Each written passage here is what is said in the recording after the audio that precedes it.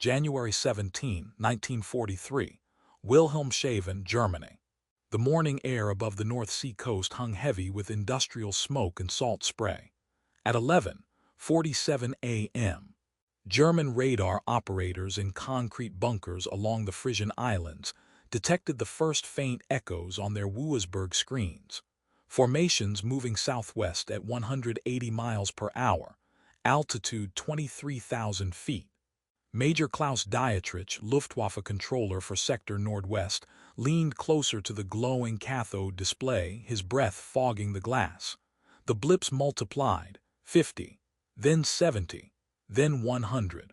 His hand reached for the red telephone connecting him directly to fighter command.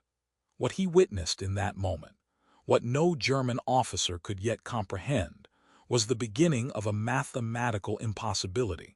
A strategic calculation that defied every lesson learned from 3 years of aerial warfare over Europe. The Americans were coming, not in small harassing raids, not in token gestures, but in mass formations in broad daylight, flying deeper into the Reich than anyone thought survivable, and they intended to return home for dinner. For 2 decades, since the Treaty of Versailles had shackled German aviation, the Luftwaffe's general staff had studied aerial warfare with scientific precision. They understood endurance equations. They knew the tyranny of fuel consumption, the arithmetic of range versus payload, the inevitable trade-offs between armor and ammunition. Hermann Göring himself had declared in 1940 that no enemy bomber could reach Berlin and return home, a boast proven accurate when the Royal Air Force lost 41 aircraft attempting exactly that in August of that year. The mathematics were immutable. The farther you flew, the less you could carry. The heavier your defensive armament, the shorter your range. The more you protected your crew, the fewer bombs you dropped. These were physical laws as reliable as gravity. Then came the B, flying fortress. The German intelligence officers who first examined the crashed wreckage of a B-17C in Norway during the winter of 1941 submitted reports that their superiors initially dismissed as exaggeration. 4 1,200 horsepower Wright Cyclone engines, 13 50 caliber machine guns, a bomb capacity of 4,000 pounds, maximum range with reduced payload 2,000 miles, cruising altitude 25,000 feet. The numbers seemed contradictory, impossible even. How could one aircraft carry such defensive firepower, such payload, and still possess the endurance for deep penetration missions? Oberst Joseph Kamhuber, architect of Germany's night fighter system, personally reviewed the technical analysis and wrote in his classified assessment, "If these specifications are accurate, the Americans possess a strategic bomber that renders our doctrine of defensive interception obsolete. We cannot bleed them faster than they can build." But doctrine dies slowly. In the smoke-stained briefing rooms of Luftwaffe headquarters, officers still spoke with confidence. They calculated attrition rates. They plotted interception vectors. They trusted in the accumulated wisdom of warfare, that deep penetration bombing in daylight was suicide, that unescorted bombers were defenseless, that even the Americans, with all their industrial might, could not sustain 10% losses per mission. The mathematics, they assured themselves, still favored the defender. What they failed to calculate was American abundance. On that January morning in 1943, as Major Dietrich scrambled 3 Gruppen of Bf-109s and FW-190s to intercept the incoming raid, the American bombers were already 4 hours into their mission. They had departed from English bases in the pre-dawn darkness, Thurley, Molesworth, Bassingbourn, their bomb bays filled with 500-pound general-purpose explosives, their fuel tanks topped with 2,780 gallons of high-octane aviation gasoline. The crews had eaten breakfast at 3:00 a.m. powdered eggs, spam, white bread with butter, coffee with real cream. Luxuries that most German soldiers hadn't tasted in 2 years. Lieutenant Robert Morgan, pilot of a B-17F named Memphis Belle, would later describe the strange cognitive dissonance of those long missions. You ate an American breakfast, flew deeper into Germany than should have been possible, dropped your bombs, fought your way home through a hell of flak and fighters, and landed back in England in time for a steak dinner. It felt surreal, like the laws of physics bent around us just enough to let us survive. His bombardier, Captain Vincent Evans, kept a small notebook in which he tallied not enemy fighters shot down, but hours in the air. The German pilots who intercepted these formations experienced a different reality. Hauptmann Wilhelmshaven, a veteran with 23 confirmed kills, described his first engagement with B-17s in a post-war memoir that captured the psychological shock. We had been briefed that the American bombers were heavily armed but vulnerable in formation. We approached from 12 o'clock high, the classic killing angle, 4 of us in line. The lead bomber's nose seemed to erupt with light, tracer rounds, dozens of them converging on my position. I broke left hard. My wingman didn't. I saw his canopy shatter, saw his 109 tumble through the formation trailing smoke. We made 3 more passes. We shot down 1 bomber perhaps. It left formation smoking. We lost 2 aircraft confirmed, 1 probable, and the Americans continued toward their target, maintaining formation, as if we were merely weather to fly through. This was the equation that German planners had not anticipated. The Americans could absorb losses that would shatter any European air force and return the next day with more planes, more crews, and the same insane determination to fly in daylight. The B-17 cost $238,329 to manufacture, an astronomical sum that represented 47 years of salary for an average American factory worker. Yet Boeing, Douglas, and Lockheed were producing them at a rate of 14 per day by mid-1943. Crew training, which took 18 months in the Luftwaffe, was compressed to 9 months in American programs. Pilots who washed out of fighter training were funneled into bombers. The assembly line philosophy that had given America its automobiles now gave it an air force that treated aircraft as consumable ammunition.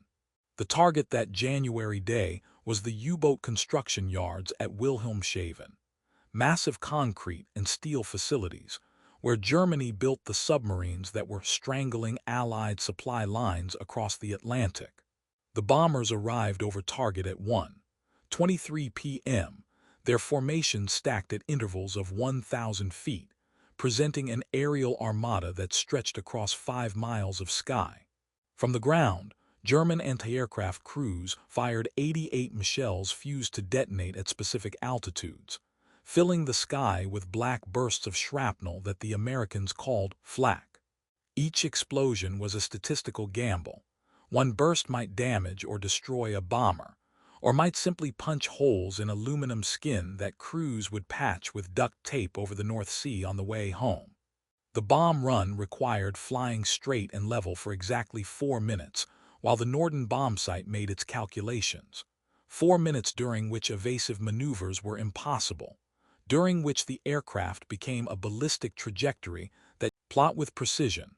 Captain James McLaughlin, navigator aboard Satan's Workshop, recorded in his mission log, "The flak over Wilhelmshaven was the heaviest I'd ever seen. Black clouds so thick you felt you could walk on them. Our aircraft shook so hard from near misses that instruments fell off their mounts.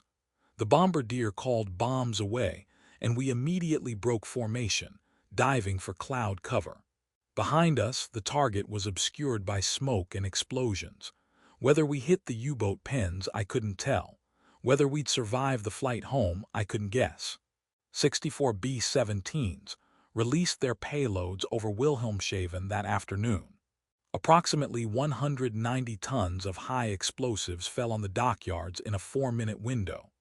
Post-strike reconnaissance would later show that 12 bombs struck U-boat construction facilities directly, damaging 3 submarines under construction and destroying 1 assembly building. It was, by any measure, a modest tactical success. But the strategic message reverberated through every Luftwaffe headquarters from Paris to Berlin. The Americans could fly deep into German airspace in daylight and return home. Of the 91 B-17s that launched the mission, 3 were shot down over the target. 2 more crashed in the North Sea on the return journey, their crews rescued by British air-sea rescue launches. 1 landed at an emergency airfield with 2 engines dead and 347 flak holes counted in its fuselage. The crew walked away. The aircraft was repaired and flying again within a week. This was the arithmetic that slowly dawned on German strategic planners throughout 1943. They were fighting an enemy for whom losses were temporary inconveniences. The Luftwaffe possessed superior fighters, superior pilots with more experience, and the defensive advantage of interior lines.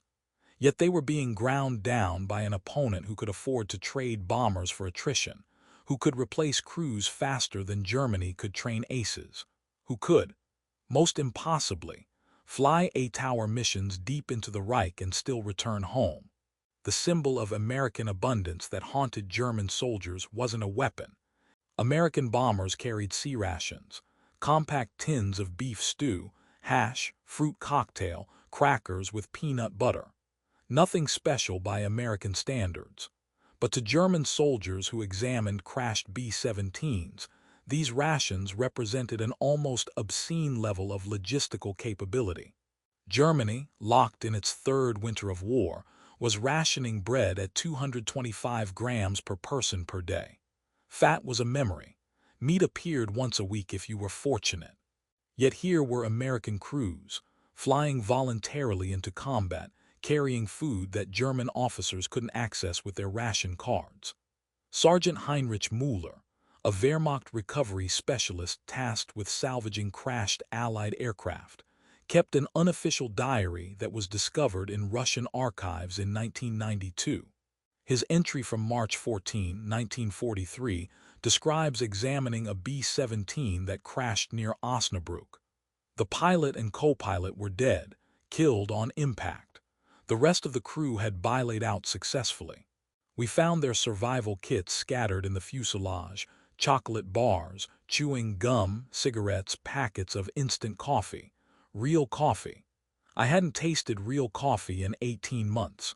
We found 27 tins of food. My squad of 8 men, we sat in that broken aircraft and ate American rations meant for 10 crewmen. We didn't speak. We just ate. The beef stew was better than anything I'd eaten since 1940. And these men flew through our flak and our fighters carrying such food. What kind of nation wages war with such excess? The psychological impact of this abundance worked on multiple levels. German propaganda emphasized sacrifice, discipline, the superiority of spirit over material comfort. Yet here was material evidence that the enemy ate better, flew farther, and survived more effectively while maintaining industrial output that Germany couldn't match even with captured resources from 12 conquered nations. The contrast eroded something essential in the Wehrmacht's narrative, the belief that superior will and ideology could triumph over raw productive capacity. By the summer of 1943, the 8th Air Force was launching raids of 300 bombers. By winter 500, the missions grew longer. Bremen, Hamburg, Schweinfurt, Regensburg. Each raid pushed deeper into Germany, and each raid demonstrated the same impossible endurance. American crews would launch at dawn, fly 4 hours to the target, fight their way through fighters and German fighter pilots evolved tactics to counter the bombers.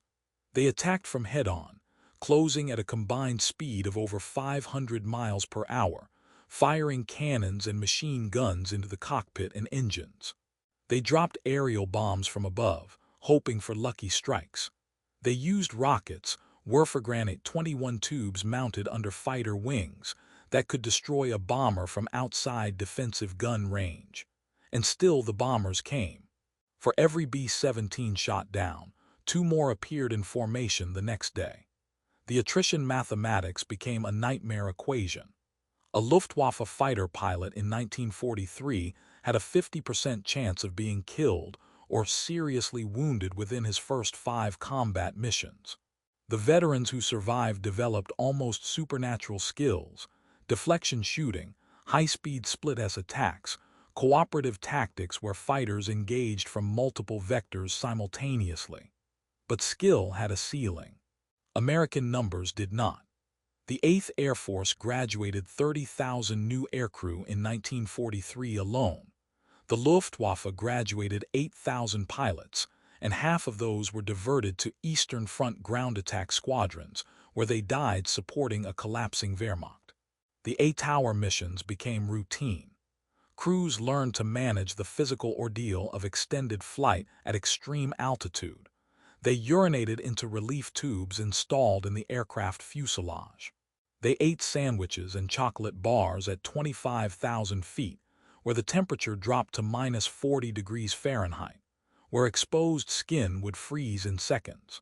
They operated their guns and equipment while wearing oxygen masks because the thin air at cruising altitude contained insufficient oxygen to sustain consciousness. Flight surgeons documented cases of frostbite, hypoxia, and psychological trauma that accumulated mission by mission. They learned to watch bombers explode beside them in midair, sudden orange blooms of flame that consumed 10 men in an instant. They learned to see parachutes blossom against the sky, white silk flowers falling slowly toward captivity or death. They learned to count empty spaces in the formation on the flight home, knowing each gap represented a crew that wouldn't return, that would be listed as missing in action in telegrams delivered to families across America. And somehow, they learned to climb back into their aircraft the next morning and fly the same mission again. What German officers found most incomprehensible was that American crews volunteered for second tour after surviving their first 25 missions. The policy permitted rotation home after 25 combat sorties, a threshold that represented extraordinary survival attrition rates of 1943. Yet approximately 15% of crews who completed their tour volunteered to fly again. Men who had earned their passage home, who could return to safety and honor, chose instead to climb back into bombers and challenge the statistics one more time. Lieutenant Colonel Baron Ley, who flew the Regensburg raid in August 1943, attempted to explain this psychology in an account published in the Saturday Evening Post. "We didn't fly those missions because we loved war or believed in killing. We flew because the missions had to be flown, because the U-boats had to be stopped, and the ball-bearing factories had to be destroyed, and the oil refineries had to be bombed. We flew because we could, because we had the aircraft and the fuel and the bombs, and the Germans didn't have enough fighters to stop us. And we flew because, somehow, impossibly, we could fly 8 hours through hell and still come home to bacon and eggs." The German officers who planned defensive operations faced an impossible strategic puzzle. Every B-17 shot down was celebrated as a victory. Every American crew killed or captured tallied in intelligence reports. Throughout 1943, the Luftwaffe achieved kill rates that exceeded 10% on several major raids, losses that should have been strategically prohibitive. The second Schweinfurt raid on October 14, 1943, cost the 8th Air Force 60 bombers destroyed and 17 damaged beyond repair, with 650 aircrew killed or captured. By historical precedent, such catastrophic losses should have forced suspension of daylight operations. Yet the raids continued. Within a week of Schweinfurt, American bombers were striking targets across Germany. The production lines in America simply absorbed the losses and continued operating. For every aircraft destroyed over Europe, 3 more rolled off assembly lines in Seattle, Long Beach, and Tulsa. The cruel arithmetic of industrial warfare ground forward regardless of tactical victories. Generalleutnant Adolf Galland, inspector of fighters and one of Germany's most decorated aces, submitted a report in November 1943 that summarized the strategic crisis with devastating honesty. We are shooting down American bombers at rates that should be unsustainable for any air force. We achieve kill rates of 8%, 10%, sometimes 15% per mission. By all historical precedent and military logic, such attrition should force the enemy to abandon daylight strategic bombing. Yet, the traditional sense, we are fighting an industrial system that treats aircraft as consumable ammunition and crews as replaceable components. This is not warfare as European doctrine understands it. This is industrial extermination applied to military strategy. His assessment proved prophetically accurate. The transformation in German strategic thinking occurred gradually, raid by raid, loss by loss. The confidence of 1940, the certainty that German technical excellence and tactical superiority would prevail against numerically superior but qualitatively inferior opponents, eroded into the grim realization of 1944. America could lose the tactical air battle every single day and still win the strategic war through sheer accumulation of resources. The mathematics were brutal and undeniable. Germany produced 40,000 aircraft in 1944, a remarkable achievement considering the sustained bombing campaign against its industrial infrastructure. America produced 96,000 aircraft that same year, more than double Germany's output. Germany trained approximately 10,000 pilots in 1944. America trained 65,000 pilots during the same period. The fuel disparity created an even more decisive advantage.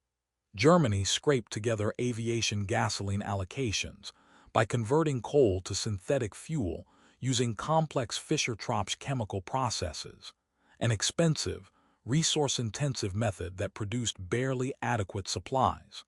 American oil gushed from wells in Texas, Oklahoma, and California, was refined in massive industrial facilities, and shipped across the Atlantic in convoys of tankers. A single American heavy bomber consumed more fuel on one 8-hour mission than a German fighter squadron received for an entire week of operations. The 8-hour missions became the physical symbol of this unbridgeable disparity. To fly 8 hours meant carrying fuel reserves that represented weeks of German ration allocations. To fly 8 hours in formation meant coordinating logistics across dozens of airfields, synchronizing maintenance schedules for thousands of aircraft, creating supply chains that stretched from bomber factories on the American West Coast to forward operating bases in rural England. It meant constructing an organizational system so robust that individual equipment failures, weather complications, and combat losses didn't cascade into systemic operational collapse. German soldiers who witnessed the bomber streams overhead, the white contrails stretching horizon to horizon, the distant thunder of 14,000 horsepower per aircraft multiplied across formations of 500 bombers, the black bursts of flak that seemed pathetically inadequate against. The scale of the aerial armada, understood at a visceral, pre-rational level that they were fighting an enemy from a completely different economic universe. These weren't bombers making desperate one-way suicide attacks. These were aircraft on routine scheduled missions, flown by crews who expected to return home, who anticipated flying again tomorrow, who accumulated mission credits toward eventual rotation back to the continental United States. Feldwebel Gustav Schneider, a flak gunner stationed near Frankfurt, wrote to his wife in December 1943 in a letter that escaped military censors. Today we fired 180 rounds at the American bomber formations. We may have damaged one aircraft. Probably we damaged nothing at all. They flew through our firing pattern as if it were morning mist. Tonight I calculated the cost of each 88 Michel, approximately 250 Reichsmarks when accounting for production, transportation, and storage. We fired 45,000 Reichsmarks worth of ammunition at aircraft that probably cost the Americans less to replace than we spent attempting to shoot them down. How does one win a war when the enemy can afford to lose indefinitely? He identified the core of Germany's strategic dilemma. Victory required not merely tactical excellence, but the capacity to inflict losses faster than the enemy could regenerate combat power. Against Britain in 1940, this equation had nearly succeeded. The RAF was weeks away from fighter squadron collapse when the Luftwaffe shifted targeting priorities. Against the Soviet Union, German forces destroyed thousands of Soviet aircraft in the first weeks of Operation Barbarossa. But against America, the equation inverted catastrophically. No achievable kill rate could exceed American production and training output. By late 1944, the 8th Air Force routinely launched thousand-plane raids. Missions extended beyond 8 hours. Some crews flew 9, 10, 11-hour sorties against oil targets in Silesia, Czechoslovakia, and Poland. The B-17s were joined by B-24 Liberators, by P-51 Mustang fighters providing escort coverage all the way to targets and back. The long-range fighter escort solved the bomber formation's greatest vulnerability, allowing the aerial offensive to strike any target within Germany with acceptable loss rates. The German fighter force, which had fought with extraordinary courage and remarkable skill for 4 years of continuous combat, was systematically destroyed not in a single decisive battle, but through relentless grinding attrition. Pilot losses accumulated faster. Combat with 50 hours of flight time instead of the 200 hours veteran pilots had received in 1940. Dispersed airfields were themselves targeted by bomber raids, forcing fighters to operate from camouflaged forest strips with minimal support infrastructure. The symbolic tin can reappeared in the final months of the European War. When American ground forces crossed into Germany in early 1945, they brought with them the same sea rations that bomber crews had carried over German cities. German civilians and soldiers who surrendered to American units often mentioned the food rations as their first tangible proof that they had lost the war to an enemy of incomprehensible material wealth. The rations were distributed not as precious luxuries, but as routine daily provisions issued to millions of soldiers. There was, from the German perspective, something almost obscene about such abundance, about an army that could feed its soldiers better in enemy territory than that enemy could feed itself in its own homeland. The final major daylight raid of the European War occurred on April 25, 1945. 367 B-17s struck the Skoda Armaments Works at Pilsen, Czechoslovakia, one of the last functioning industrial targets remaining in German-controlled territory. The mission duration was 8 hours and 42 minutes. One aircraft was lost to anti-aircraft fire. The bomber crews returned to their bases in England where mess halls served steak, mashed potatoes with butter, ice cream, fresh vegetables, and coffee with real cream. The next day, Soviet forces completed the encirclement of Berlin. The war in Europe ended 13 days later. In the decades following the war, historians debated the effectiveness of strategic bombing, questioned whether the civilian casualties and resource expenditures justified the military results achieved, argued technical points about precision bombing versus area bombardment. But the German officers who survived the campaigns and lived to write their memoirs never doubted the impact of those 8-hour missions. They understood, in ways that peacetime analysts and academic historians never fully grasped, what it meant to face an enemy that could fly deeper than aeronautical theory suggested possible, carry greater payloads than fuel calculations permitted, and return home safely when every rational military calculation indicated they should have been destroyed en route. The impossibility became routine. The arithmetic that should have prevented those missions became obsolete, rendered irrelevant by American industrial capacity translated directly into strategic aerial endurance. And in that transformation, in that daily demonstration of material abundance, overwhelming tactical excellence, lay the true strategic victory of the bomber offensive. not in any single factory destroyed or bridge collapsed, but in the cumulative proof that democratic capitalism's messy, inefficient, wasteful abundance could outproduce fascist totalitarianism's disciplined, centralized efficiency. The bombers returned. Every day the weather permitted operations, they returned. Through the winter of 1943, through the spring offensives of 1944, through the final collapse of 1945, they returned. And that simple fact, that impossibility made routine, was what German officers never expected, never adequately countered, and ultimately never overcame. The mathematics of warfare had been fundamentally rewritten. The new equation included variables that European military tradition had never accounted for, had never imagined necessary. The variables of surplus, of excess, of industrial capacity, so vast that eight-hour combat missions became operationally routine rather than heroic exceptions. The sky above Germany from 1943 through 1945 remained filled with contrails, with the thunder of Wright cyclone engines, with formations of bombers that flew through flak and fighters, and returned home to bases in England where crews ate dinner and prepared to fly again tomorrow. That was the lesson the Luftwaffe learned too late, paid for in the lives of thousands of skilled pilots who died fighting against industrial mathematics. That in modern total war, endurance matters more than tactical excellence, logistics triumph over courage, and the nation that can afford to fly eight-hour missions and return home wins the war.